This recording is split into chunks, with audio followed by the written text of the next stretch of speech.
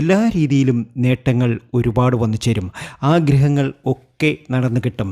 കുംഭൻ രാശിക്കാർക്ക് ഇനി അത്ഭുതപ്പെടുത്തുന്ന നേട്ടങ്ങളാണ് വന്നു ചേരുക. അവിട്ടവും ചതയവും പൊരുരുട്ടാതെയും. ഇനി നിങ്ങളുടെ സമയമാണ്, നിങ്ങളുടെ ഉയർച്ചയുടെ സമയമാണ്. ക്ഷേത്ര ദർശനം നടത്തണം. പ്രത്യേകിച്ച് കുടുംബക്ഷേത്രത്തിലൊക്കെ ദർശനം നടത്തി പ്രാർത്ഥനയൊക്കെ നടത്തുന്നത് ഇവർക്ക് ഒരുപാട് സൗഭാഗ്യങ്ങൾ വന്നു ചേരാൻ സാധ്യമാകും. എല്ലാ രീതിയിലും നേട്ടങ്ങൾ ഒരുപാട് വന്നു ചേരും. ആഗ്രഹങ്ങൾ ഒക്കെ നടക്കും. ലോട്ടറി ഭാഗ്യം വന്നു ചേരും. വസ്തുവകകൾ വാങ്ങുവാനുള്ള ഭാഗ്യം വന്നു ചേരും. എല്ലാ രീതിയിലും നേട്ടമാണ്. അടുത്ത നക്ഷത്ര ജാതകർ മകവും പൂരവും ഉത്രവുമാണ്. ചിങ്ങക്കൂറുകാർ, ഇവർക്കും ഭാഗ്യത്തിൻ്റെ സമയമാണ്.